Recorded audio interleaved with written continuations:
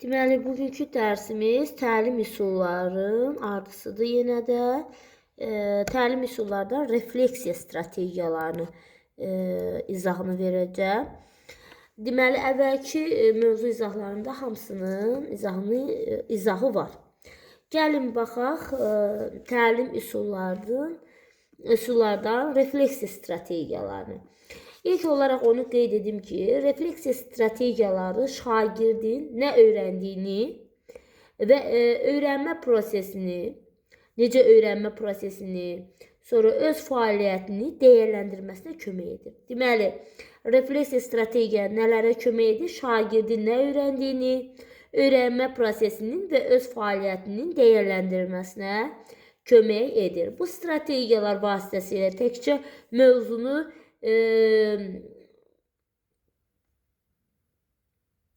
belə deyək, mövzu ilə bağlı mövzunu bitirdim, tapşırığı yerinə yetirdim səviyyədə qalmır.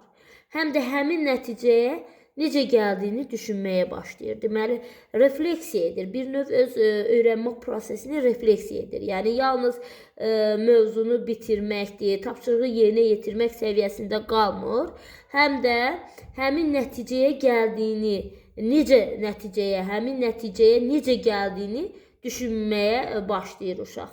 Sonra bu strategiyalarda şagird ilk olaraq nə öyrəndim, nə mənim üçün çətin oldu, növbəti dəfə nəyi başqa cür edəcəyəm kimi suallara cavab axtarır. Bax, refleksiya strategiyalarda şagird nə öyrəndim, nə mənim üçün çətin oldu, növbəti dəfə nəyi başqa cür edəcəyəm kimi suallara cavab axtarır və öz öyrənməsini şuurlu şəkildə analiz edir. Bir refleksiya edir öz öyrənməsini, analiz edir, gözdən keçirir, belə deyək. Sonra digər məqam olaraq da şagirddə öz inkişafını izləyir şagird. Güclü və zəif tərəflərini müəyyənləşdirir. Yəni, şagird özünün güclü və zəif tərəflərini müəyyənləşdirir.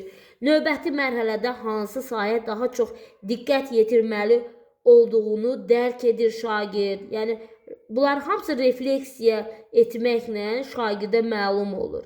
Yəni, refleksiya strategiyaları daha çox öyrənənləri ümumiləşdirmə, dəyərləndirmə və metakognitiv düşünmə formalaşdırması üçün istifadə olunur. Deməli, bir növ özünü refleksiya edir, belə deyək. Özünün hansı hissələrini təkmilləşdirməli olduğunu müəyyənləşdirir, hansı hissələri güclü, hansı tərəflər zəif olduğunu müəyyənləşdirir. Növbəti mərhələdə hansı sahəyə daha çox diqqət yetirməli olduğunu dərk edir şagird, bax, refleksiya etməklə. Deməli, refleksiya strategiyaları da daha çox öyrənənləri ümumiləşdirməyə, dəyərləndirməyə və metakognitiv düşüncənin formalaşdırılması üçün istifadə olunur. İndi gəlin, refleksiya üsulları hansılardır? Refleksiya üsulları, deməli, refleksiya üsullarına aiddir. Mən onları səsdən qeyd edim, belə deyim, yadınızda qalsın. Deməli, refleksiya üsullarına hansılara aiddir? Refleksiya üsullarına aiddir Sigveyin, yəni bu strategiyalara aiddir Sigveyin, sonra anlayışın çıxarılması, BIBÖ, 3-2-1 üsulu, insert metodu, şəxsi jurnallar, cümlə kökü, çıxış bileti, bu hissələrə, bu üsullardan haqqında izah verəcəm, refleksiya strategiyaları olaraq. İlk olaraq başlayaq üsullarımızda bir-bir həmin strategiyalar haqqında sizlərə məlumat verməyə. Gəlin, müəllimlər, bu üsullardan birinci olaraq başlayaq hansı üsuldan? Birinci olaraq qeyd edim sizlərə. Bir dəqiqə, müəllimlər.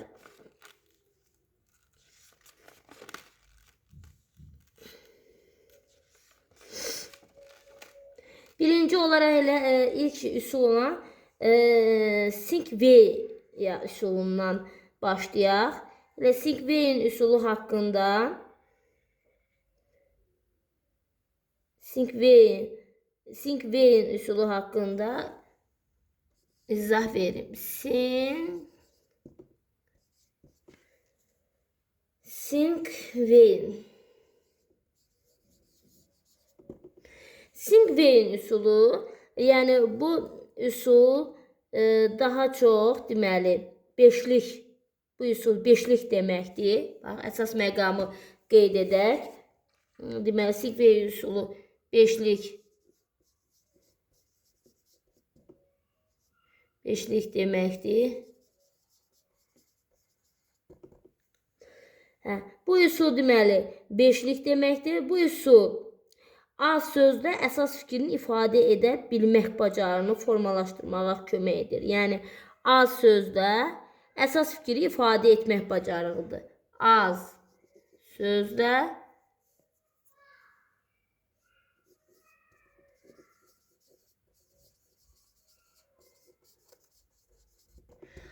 sözdə əsas fikri ifadə etmək bacarığını formalaşdırmağa kömək edir.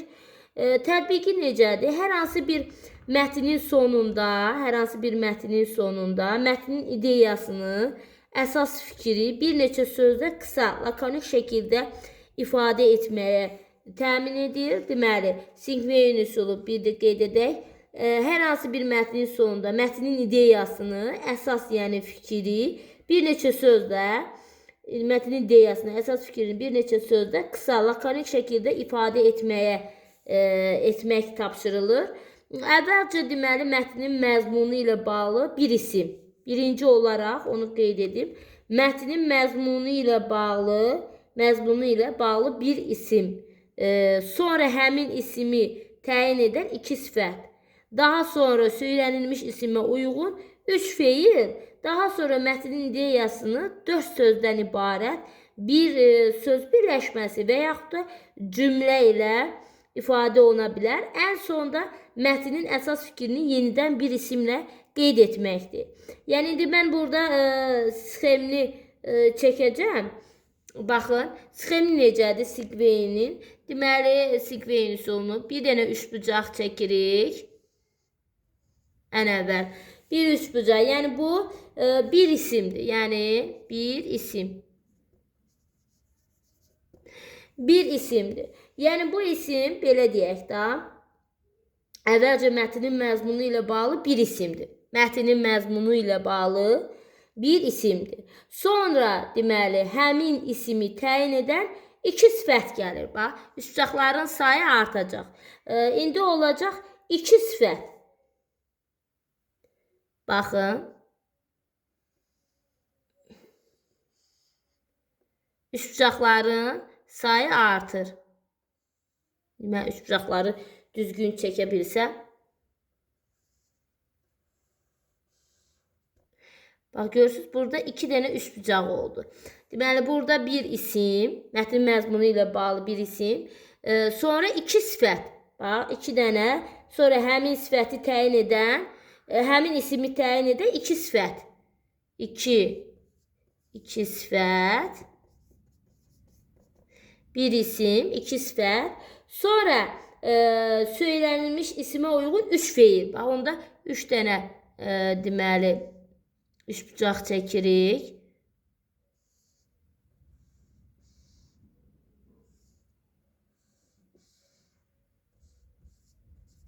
Üç feil.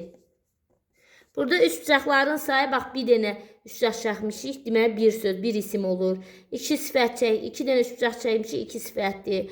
Üç dənə üçbucaq çəkmişik, üç feildir. Deməli, isimə uyğun üç feil. Daha sonra, deməli, mətnin ideyasına uyğun 4 sözdən ibarət söz birləşməsi və yaxud da cümlə də ola bilər. Söz birləşməsi və ya cümlə də ola bilər. Amma neçə sözdən ibarət? 4 sözdən ibarət. Baxın, 4 dənə üçbucaq qeyd olunacaq. 4 sözdən ibarət, qısa olaraq yazacağım. Söz birləşməsi və yaxud da cümlə. 4 sözdən ibarət, bax, 4 dənə üçbucağı qeyd etdik. 4 sözdən ibarət, deməli, söz birləşməsi və ya cümlə ilə ifadə olunur. Sonda isə ən sonda bir dənə üçbucaq çəkilir yenə. Baxın, bir üçbucaq. Bir üçbucaq çəkilir. Sonda yenə nə olur? Sonda mətnin əsas fikrini bir isimlə qeyd etmək. Təzədən yenə bir isimlə. Mətnin əsas fikrini bir isimlə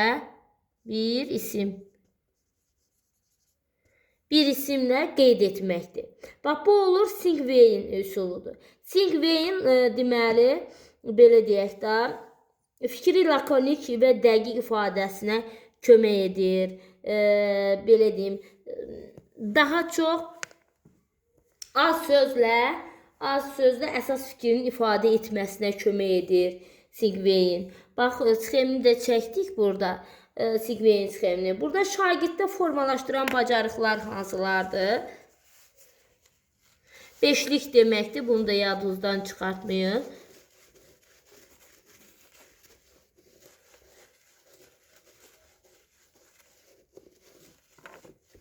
Deməli, şagirddə formalaşdıran bacarıqlar ümumiləşdirmədir.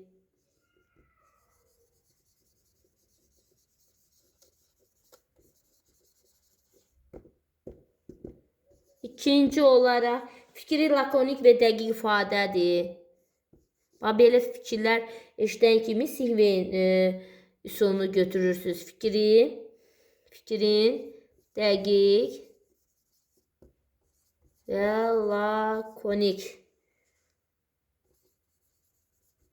Fikrin dəqiq və deməli fikri dəqiq və lakonik ifadəsidir.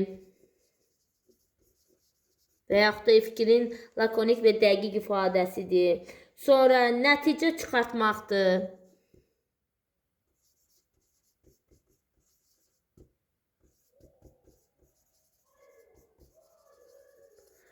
Nəticə çıxartmaqdır. Sonra oxuyub anlamadır. Mətndən, bax görürsünüz, mətndən ifadə olunduğuna görə oxuyub anlama. Oxuyub anlamadır. Deməli, bu refleksiya strategiyalardan biri olan Singveyin üsuludur. Singveyin təlim üsuludur. Deməli, bundan başqa, deməli, refleksiya üsullardan ikincisi olaraq qeyd edək, anlayışın çıxarılması. Bayaq ümumi olaraq hamısını qeyd etdik. İndi hər birinin izahına baxaq. İkinci üsul olaraq anlayışın çıxarılması. Anlayışın çıxarılması.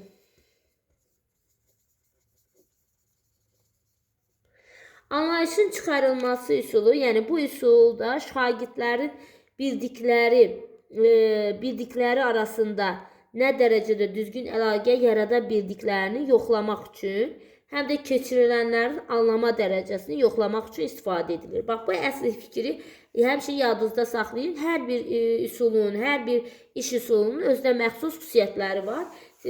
Bəzən o xüsusiyyət verilir və siz də onları bilməlisiniz ki, onları hansı iş üsuluna aid olduğunu orada cavabda tapa bilərsiniz. Deməli, anlayışın çıxarılması bu iş üsulunda şagirdlərin bildikləri arasında nə dərəcədə düzgün əlaqə yarada bildiklərini yoxlamaq üçün və həm də keçirənlərin anlamaq dərəcəsini yoxlamaq üçün istifadə olunur. Bildikləri arasında nə dərəcə düzgün əlaqə yarada bilməsini yoxlamaq üçün istifadə olunur. Bir də həm də keçirənlərin anlama dərəcəsini yoxlamaq üçün istifadə olunan iş üsuludur. Deməli, tətbiqi necədir? Deməli, müəllim lövhədə bir və ya bir neçə söz yazıb, sonra şagirdlərdən bir neçə söz yazıb, sonra şagirdlərdən onları ümumi cəhətini soruşur. Yəni, şagirdlərdə həmin xüsusiyyətlər arasında əlaqə qurub, ortaq nöqtəni tapıb, həmin xüsusiyyətlərə aid bir sözlə ifadə edir. Yəni, belə deyək də, şagirddə tutalım ki, Bax bu şəkildə sözlər qeyd edir. Lövhədə tutalım. Bu dairədə yazır. Tutalım. Özümdən qeyd edirəm. Çiyələk. Məsəl üçün belə bir dairədə bu tərəfdə qeyd edir. Qarpız.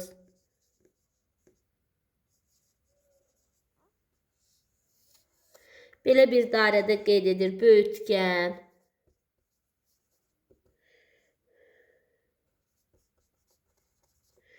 Belə bir dairədə də qeyd edir. Moruq.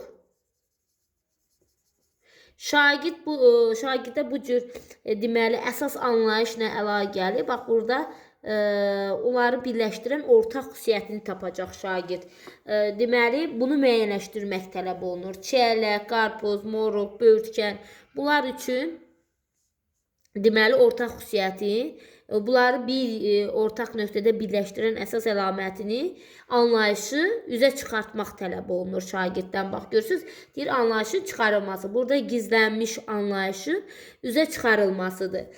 Deməli, bu üsuldan da çox vaxt istifadə etmək, daha çox dərslərdə istifadə etmək olar. Məsəl üçün, hər hansı bir mövzu ilə bağlı, bax belə əsas fikirləri, belə deyim də, anlayışları sözlər şəklində ifadə edib, əsas fikri şagirdlər tərəfindən anlayışı üzə çıxartmaq, tələb etmək olar.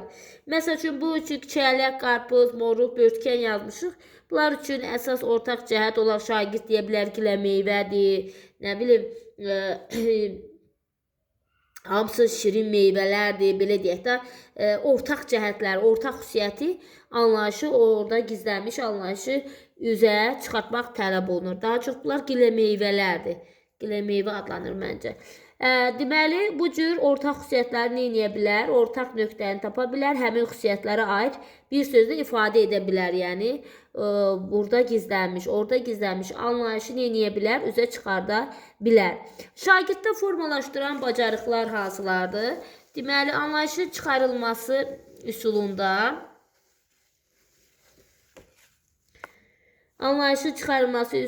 şagirddə formalaşdırır,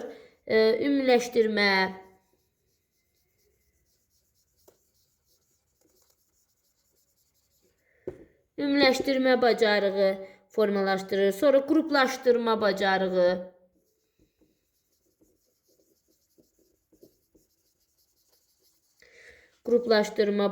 assosiasiya yaratmaq var bunlarda.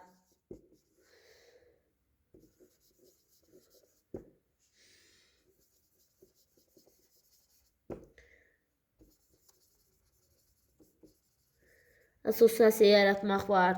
Deməli, bunlarda deməli sonra məntiqi təfəkkürü inkişaf etdirmək var. Müstəqil şəkildə anlayışı çıxartmaq var. Bax,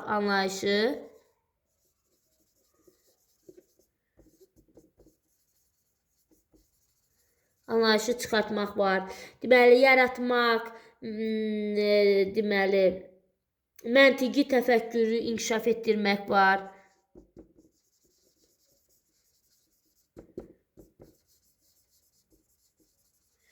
Məntiqi təfəkkürü inkişaf etdirmək var. Sonra nəticə çıxartmaq var.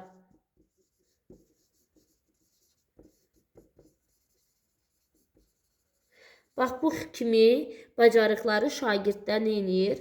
Formalaşdırır anlayışın çıxarılması üsulu. Anlayışın çıxarılması üsulunu qeyd etdik. Sinkveyn üsulunda biz refleksiya üsulları kimi qeyd etdik. Refleksiya strategiyalardan digəri BİBÖ strategiyasıdır. Gəlin BİBÖ üsulunun haqqında da izah verək.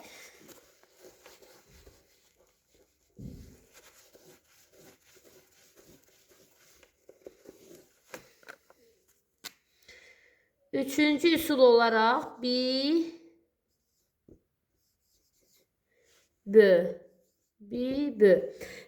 üsulu nə deməkdir? Burada baş hərflərdir. Yəni bu hərf, bax burada açılışını qeyd edək. Bu hərf bilirəm.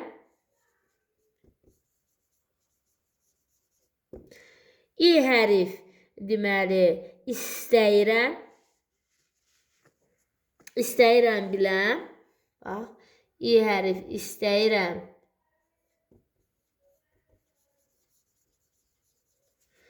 İstəyirəm biləm.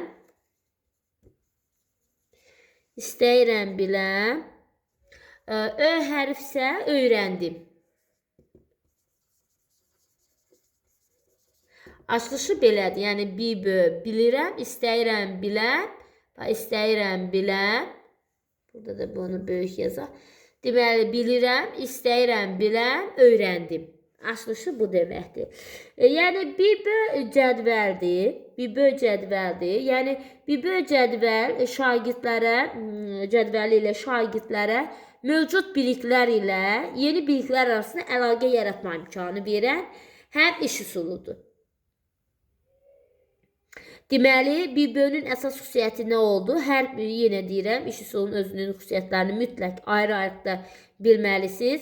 Deməli, BB bir cədvəldir, BB cədvəldir.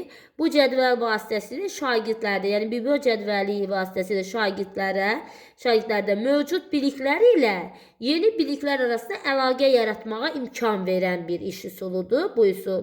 Bundan başqa, yəni bu xüsusiyyətlə yanaşı, həm də müəllimlər üçün diaqnostik qiymətləndirmə vasitəsidir. Bax, BB həm də müəllimlər üçün diaqnostik qiymətləndirmə. Diaqnostik qiymətləndirmə vasitəsidir. BB ilkin və qazanılmış BB vasitəsilə deməli ilkin və qazanılmış bilikləri ölçür. Yəni ilkin şagirdin mövcud ilkin bilikləri ilə qazanılmış bilikləri ölçür. Müəllimə deməli şagirdin bilik səviyyəsi haqqında bir fikir verməyə imkan verir. Həm də şagirdlərə öyrəndikləri haqqında refleksiya etməyə də imkan verir. Refleksiya etməyə imkan verdiyinə görə BB də elə refleksiya strategiyalarına aiddir.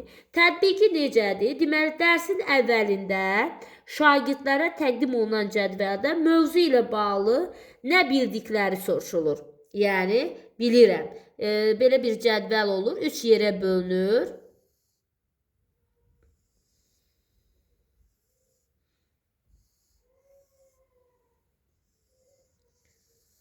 Mən belə qeyd edirəm.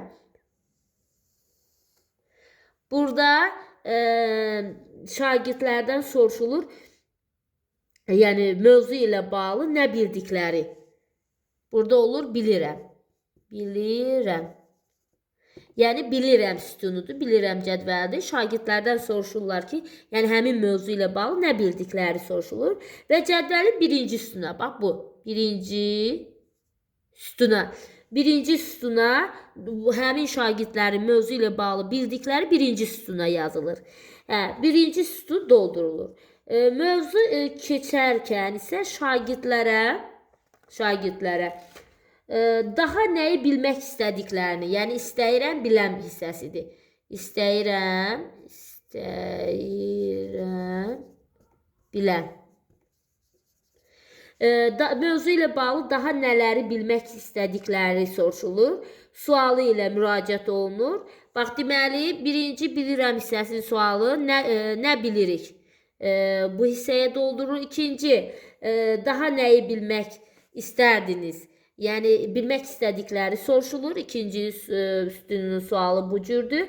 Sualı ilə müraciət olunur. Və bunlar cədvəlin ikinci sütununa qeyd olunur. Dərsin sonunda isə əldə olunan biliklər üçüncü sütunda qeyd olunur. Yəni, öyrəndim. Baxın, öyrəndim hissəsindəki yazılan cədvəl, bu ikisi doldurulur. Dərsin əvvəlində, bax, keçirilən zaman ikisi doldurulur. Amma bu hissə boş qalır. Üçüncü, deməli, hissə boş qalır. Bu hissə nə vaxt doldurulur? Dərsin sonunda əldə olunan biliklər üçüncü cədvəldə yazılır. Üçüncü sütunda cədvəl deyirəm. Üçüncü sütunda qeyd edilir və müqayisə aparılır. Bax, sonra bunlar arasında olan məlumatlar arasında nə olur?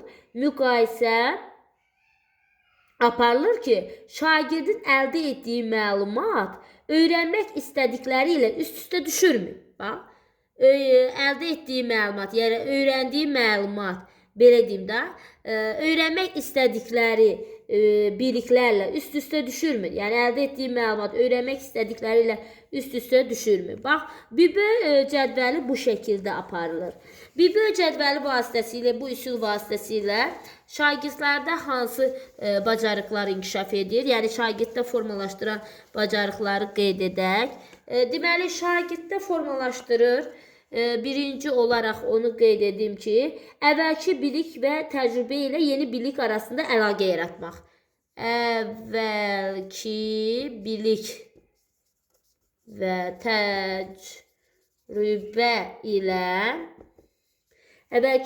təcrübə ilə yeni biliklər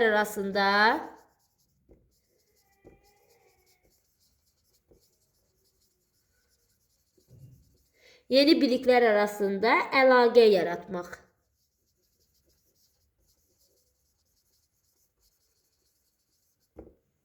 Bax, bu bir şagirdə formalaşdıran bacarıqdır. Sonra şagirdin düşünməsini optimallaşdırmaq xüsusiyyəti var. Şagirdin düşünməsini optimallaşdırmaq var.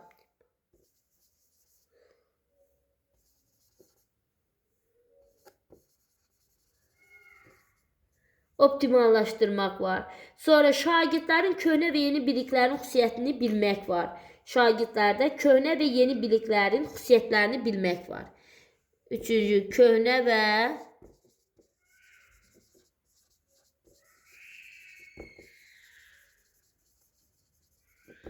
yeni biliklərin xüsusiyyətlərini bilmək var. Bax, bu da şagirddə formalaşdıran əsas bacarıqlardır. Bu adlanır BİBÖ üsulu. Bilirəm, istəyirəm, biləm, öyrəndim.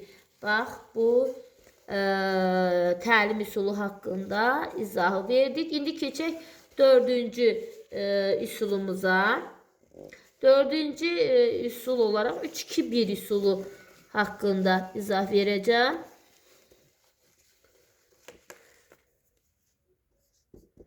3-2-1 üsulu. 3-2-1 üsulu necə üsuldur? Yəni bu üsulda müəllimlər şagirdlərin mövzu barəsindəki anlama bacarığını və şagirdlərin maraqlarını ölçməyə imkan verir. Deməli, şagirdlərin, bax bu xüsusiyyətini yadınızda saxlayın. Bu 3-2-1 üsuluna aiddir. Şagirdlərin mövzu barəsində anlama bacarığını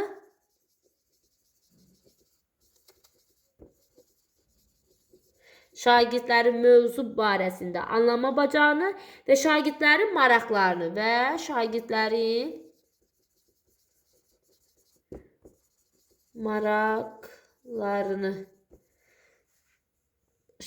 maraqlarını ölçməyə imkan verir. Yəni bu üsul həm də sualların bölüşməsi, geniş sinif müzakirələrin yaranması, bir də əvvəlki mövzuları təkrar etmək üçün effektiv üsuldur. Deməli, bu üsul sualların bölüşülməsi, sonra geniş sinif müzakirələrin təşkil etməsi üçün, həm də əvvəlki mövzuları təkrar etmək üçün effektiv üsuldur.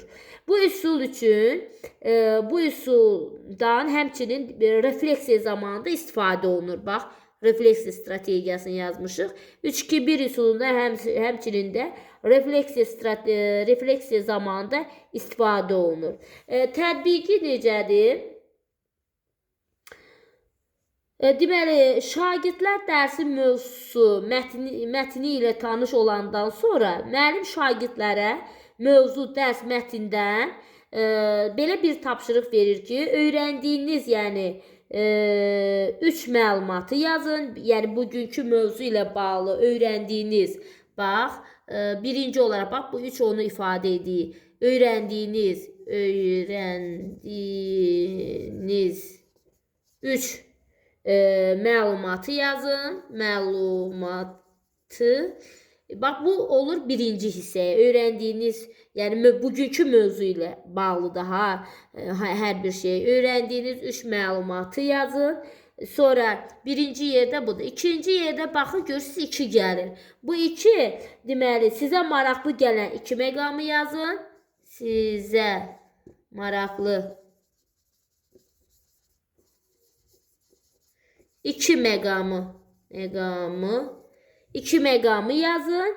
Ən sonda 1 isə, üçüncü yerdə o 1 isə onu bildirir ki, hələ də sizə maraqlandıran, belə deyim də, çətinlik çəkdiyiniz bir sualı yazın. Yəni sizə qaranlıq qalan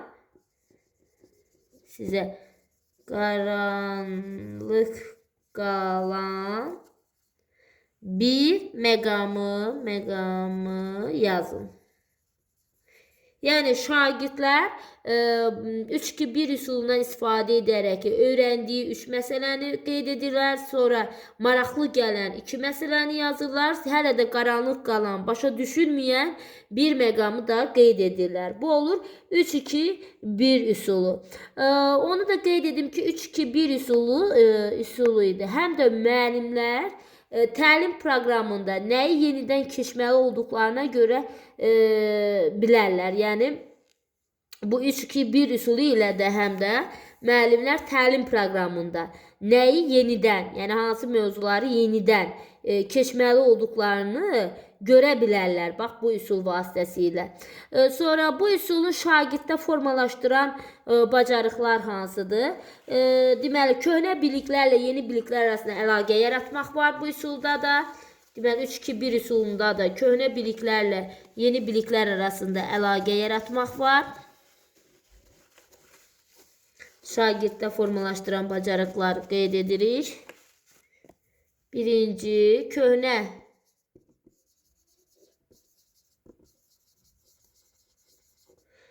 biliklərlə yeni. Köhnə biliklərlə yeni biliklər arasında. Yeni biliklər.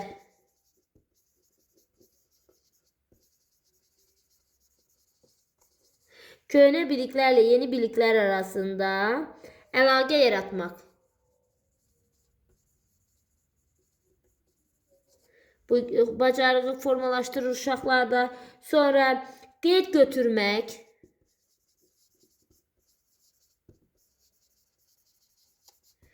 Qeyd götürmək bacarığını formalaşdırır. Sonra sual formalaşdırmaq, tərtib etmək.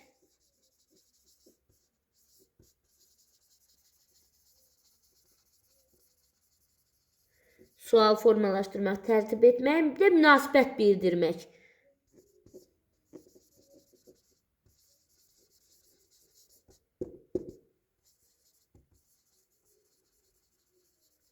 Münasibət bildirmək kimi bacarıqları şagirddə formalaşdırır. Bu olur 3-2-1 üsulu. İndi keçək 5-ci refleksiya strategiyalardan 5-incisi.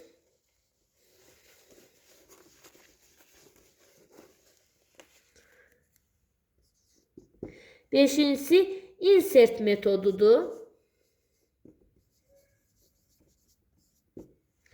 Insert metodu. Insert metodu səmərəli mütaliə və təfəkkürün inkişafı üçün interaktiv qeyd etmə sistemidir. Insert metodunun xüsusiyyəti nə oldu? Səmərəli mütaliə, mütaliə sözünü buraya yazın. Belə bir ifadə görsəz, insert metoduna aiddir. Mütaliə. Səmərəli mütaliə və təfəkkürün inkişafı üçün interaktiv qeyd etmə sistemidir. İşarələr sistemindən ibarətdir. Bax, bu da insert metoduna aiddir. İşarələr sistemi. Insert metoduna aid xüsusiyyəti. Deməli, işarələr sistemindən istifadə edib mətni başa düşmək üçün bilini yoxlamaq və düzgün cavab axtarmaq üsuludur. Deməli, insert metodu necə metod oldu? Səmərəli mütaliə və təfəkkürün inkişafı üçün interaktiv qeyd etmə sistemidir. İşarələr sistemindən istifadə edib mətni başa düşmək üçün bilini yoxlamaq və düzgün cavab axtarmaq üsuludur. Tətbiqi necədir? Yəni, dərsi oxumadan Dərsi oxumazdan əvvəl müəllim şagirdləri cütlərə ayırır. 5 dəqiqə ərzində şagirdlərdən mövzu ilə əlaqədar bildiklərini yazmağı xahiş edir. Deməli, hələ mövzu ilə tanış olmayıblar. Mövzu ilə tanış olmamışdan əvvəl şagirdləri cütlərə ayırır. 5 dəqiqə ərzində şagirdlərdən mövzu ilə əlaqədar bildiklərini yazmağı xahiş edir.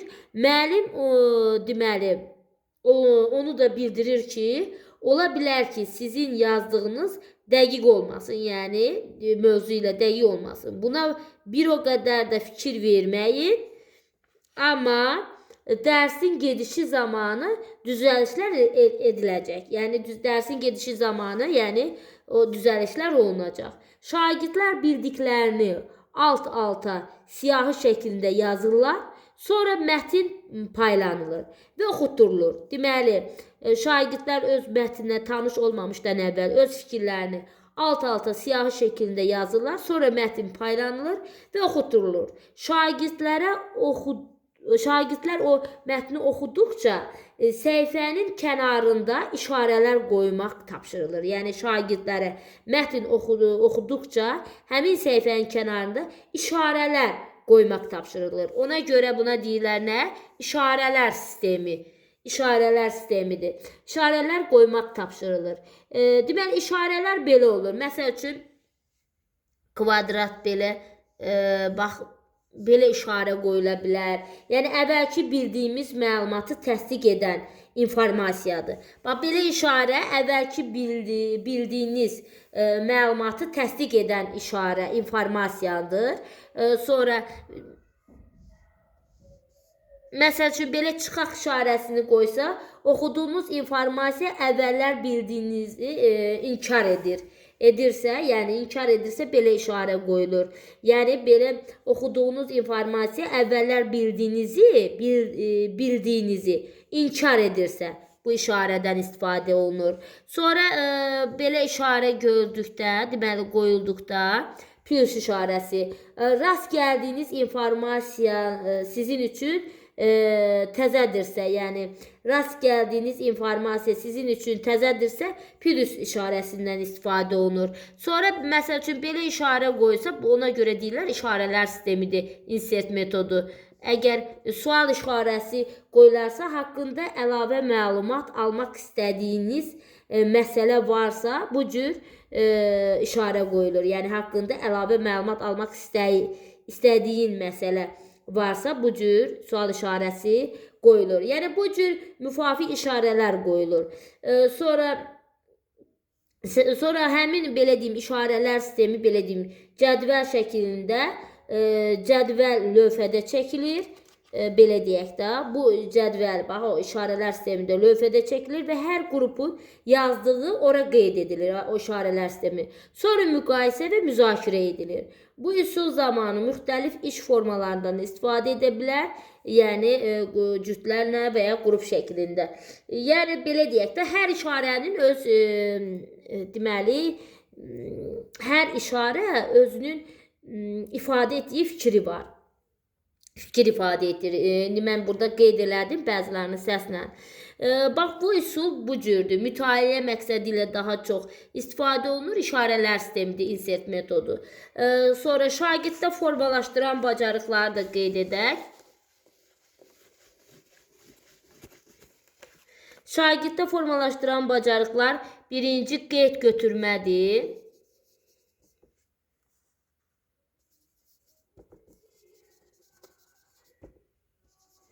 İkinci, demək, oxuyub anlamadır.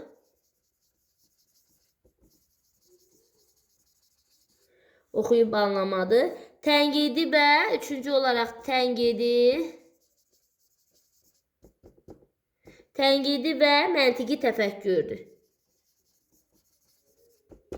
Məntiqi, deməli, qeyd götürmə, oxuyub anlama, tənqidi və məntiqi təfəkkürü inkişaf etdirən təlim üsullarındandır.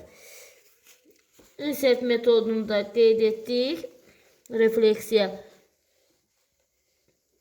üsulu kimi. İndi refleksiya üsullarından çıxış bileti, sonra cümlə kökləri, bu üsullarda qalıbdır. Onlar haqqında da deməli məlumat qeyd edim. Gəlin qalan deməli refleksiya üsulları haqqında da qeyd edək. Deməli, refleksiya üsullardan biz hansıları qeyd etdik? Singveyin, Bibö, anlayışın çıxarılması, 3-2-1 üsulu, insert metodunu, bunları qeyd etmişik. Qaldı şəxsi jurnallar. 8-ci metod olaraq şəxsi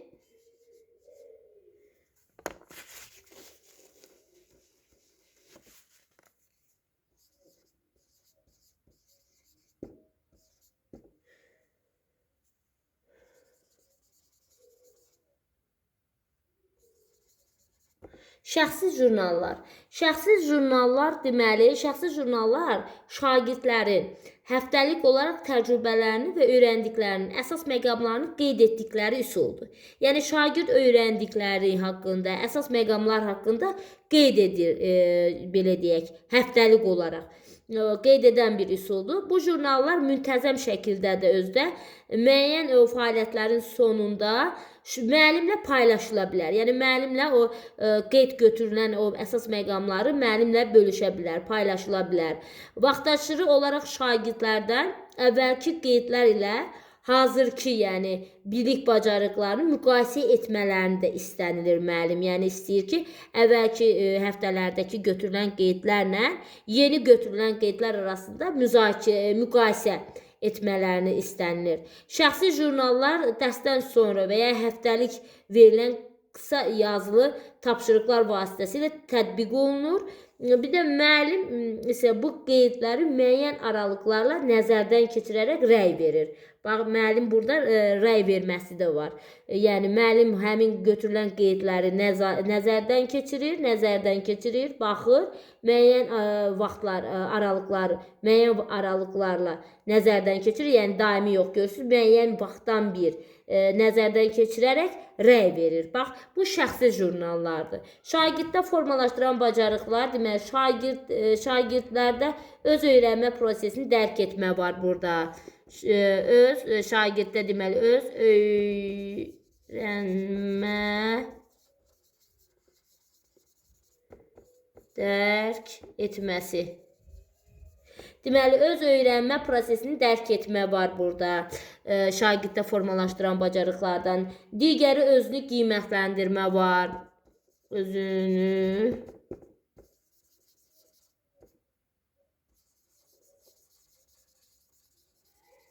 Özünü qiymətləndirmə var. Sonra analitik düşünmə var.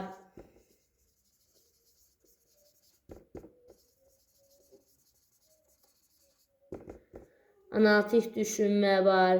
Metakognitiv bacarıqları formalaşdırır.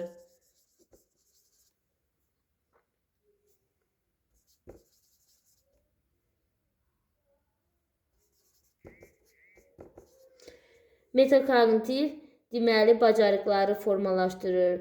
Yazılı ifadə və məsuliyyət hissi. Yəni yazılı ifadə, bir də məsuliyyət hissi uşaqlarda formalaşır. Bax, bu adlanır şəxsi jurnallar. Keçək 9-cu refleksiya üsulu olaraq cümlə kökləri.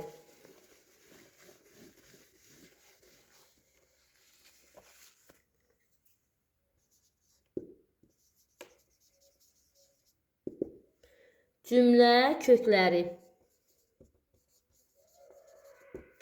Cümlə kökləri, yəni şagirdlərə əvvəlcədən verilmiş ifadə başlanğıcları vasitəsilə düşüncələrini sistemli şəkildə ifadə etməyə kömək edən üsuldur.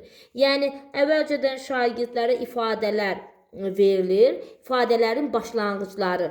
Yəni ifadələrin başlanğıcları verilir. Sonra belə deyək də, həmin ifadələrin ardısını şagirdlər hərə özünə uyğun doldururlar, özünə uyğun qeyd edirlər. Yəni bu üsul şagirdlərin nə barədə və harda başlayaraq fikir bildirməli olduqları aydınlaşdırır, onları aktiv düşünməyə sövq edir. Yəni necə tətbiq olunur? Müəllim dərsin sonunda və ya hər hansı bir fəaliyyətin sonunda mövzuya uyğun cümlə başlanğıclarını təqdim edir. Şagirdlər isə bu cümlələri öz fikirlərinə uyğun şəkildə tamamlayırlar. Yəni yarımçıq cümlələr, ifadələr şagirdlərə təqdim olunur. Şagirdlər də özlərinə uyğun həmin fikirləri tamamlayırlar. Yəni tapşırıq fərdi, cüt və qrup şəklində icra oluna da bilər və cavablar şifahi və yazılı şəkildə paylaşılır. Həmin qeyd olunan cavablar şifahi və yazılı şəkildə paylaşılır. Məsəl üçün cümlələr necə ola bilər? Bax, bir neçə nümunə deyim. Müəyyən hissəsi qeyd olunur, qalanı şagird tamamlayır. Məsəl üçün, bu fəaliyyətdə tətbiq etdiyim bacarıqlar. Baxın, bu fəaliyyətdə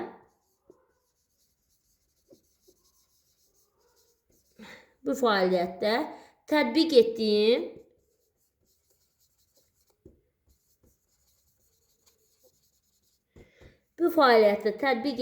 bacarıqlar. Bu qədər qeyd edilir, sonra nöqtələr. Cümlənin başlanğıc deməli ifadə olunan fikirləri ifadə olunur, qeyd olunur. Sonra qalanı şagird tamamlayır. Axırda da yazıq oldu. Yəni hər şagird də özünə uyğun olaraq bu cümlələri tamamlayır. Məsələn, bu fəaliyyətdə tətbiq etdiyim bacarıq. Hər şagird hansı bacarıqları tətbiq edibsə, onların adlarını burada qeyd olunur.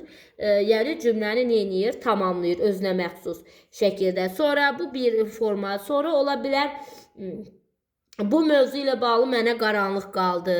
Bu mövzu ilə bağlı qaranlıq qalan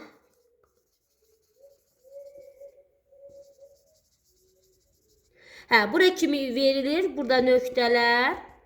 Qalanı şagird tamamlayacaq. Yəni hansı məqamlar qaranlıq qaldısa, qalan hissəni özünə uyğun şəkildə onu nə edəcək? Tamamlayacaq. Və yaxud da bu ikinci cümlə kökü və yaxud da gələn dərs üçün üçüncü olaraq gələn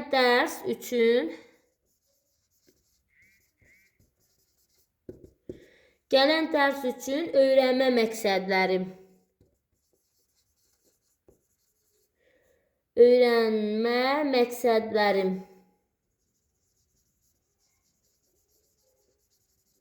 Yenə nöqtələr. Qalanı şagird özünə məxsus, özünə uyğun şəkildə nə edir? Davam edir. Şagirddə formalaşdıran bacarıqlar burada öyrənmə boşluqlarını müəyyənləşdirmək, yəni hansı hissələrdə özü belə deyim də zəif bilir, o boşluqları müəyyənləşdirməkdir. Sonra məqsəd qoyma və planlaşdırmadır. Sonra öz fikrini məsuliyyətlə yanaşmadır, öz fikrinə məsuliyyətlə yanaşmadır, bir də özünü qiymətləndirmədir. Deməli, çıxış cümlə kökləri, şagirddə formalaşdıran bacarıqlarını artıq söz şəklində qeyd elədim, səs şəklində. Deməli, öyrənmə boşluqlarını müəyyənləşdirməkdir, məqsəd qoyma və planlaşdırmadır, öz fikrinə məsuliyyətlə yanaşma, bir də özünü qiymətləndirmədir. Deməli, refleksiya strategiyalardan 10-cusu isə axırıncısı çıxış biletidir. Gəlin onun da izahatını verək.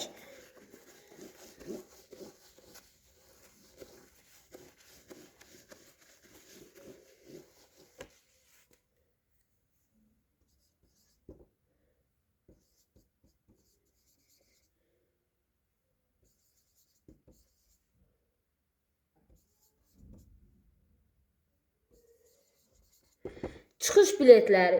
Çıxış biletləri şagirdlərin dərs zamanı əks etdirdikləri bilik və təcrübələrini qısa şəkildə ifadə etmələrinə imkan verən üsuldur. Yəni, gündəlik öyrənməni dəyərləndirən formativ qiymətləndirmə strategiyasıdır. Çıxış bileti, bax, görürsünüz, burada da formativ qiymətləndirməni təmin edən strategiyadır. Deməli, gündəlik dərsdə çıxış biletləri şagirdlərin dərs zamanı əks etdirdikləri bilik və təcrübələri qısa şəkildə deməli ifadə etməsinə imkan verir. Bir də gündəlik öyrənməsini dəyərləndirən formativ qiymətləndirmə strategiyasıdır. Bu üsul şagirdin dərs üzrə düşüncələrini və irəliləyişlərini aydın şəkildə üzə çıxarır.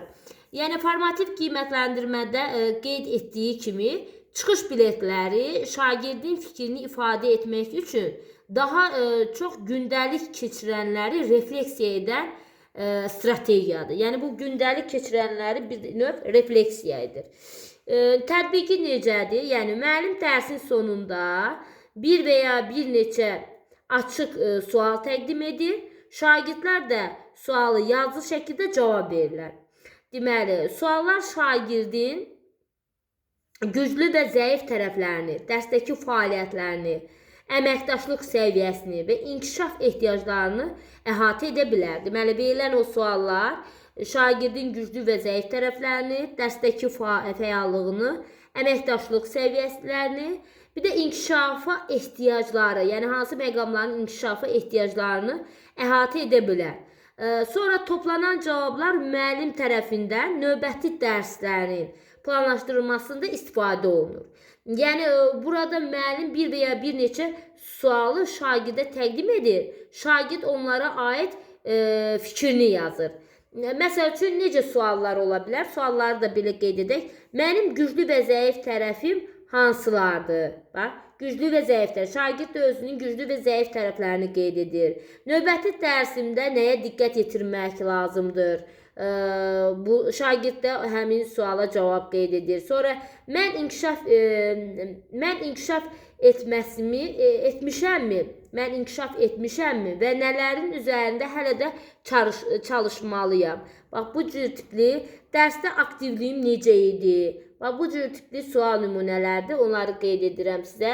Sinif yoldaşımla əməkdaşlığım səmərəli oldu mu? Bax, bu şəkildə suallar ola bilər çıxış biletində. Müəllim yəni çıxış bileti şəklində şagirdlərə suallar təqdim edir. Şagirdlər də həmin suallara cavab qeyd edirlər, yazırlar. Bu çıxış bileti üsulu vasitəsilə şagirddə formalaşdıran bacarıqlar da tənqidi və obyektiv düşünmədir, güclü və zəif tərəflərini real şəkildə dəyərləndirmədir, öyrənmə prosesinə şuurlu yanaşmadır, bir də özünü idarə etmədir. Deməli, şagirddə hansı bacarıqları formalaşdırır? Özünü idarə etmə, öyrənmə prosesini şuurlu yanaşma, özünün güclü və zəif tərəflərini real şəkildə dəyərləndirmə, bir də tənqidi və obyektiv düşünmədir. Məsəl üçün, çıxış bileti suallar vasitəsilə şagirdlərə müraciət olunur. Çıxış, hər şagirdə ayrı-ayrı belə çıxış bileti verilə bilər. Hər şagird belə deyək də, həmin sualı deməli, müəllim bax, sual qeyd edir. Suala özünə uyğun cavab yazır. Müəllim burada sual qeyd edir. Şagird də həmin suala cavab yazır. Bax, belə bir çıxış biletidir. Suallara nümunələrdə səslə qeyd elədim, yəni hansı nümunələrdirsə. Suallara nümunələrdə qeyd etdim. Bu da deməli refleksiya strategiyalarıdır, müəllimlər. Bunlar haqqında da nə etdik? Deməli izahları verdik. Yenə də yəqin ki, inanıram ki, başa düşdünüz. Hər birinizə uğurlar arzulayıram. Sağ olun.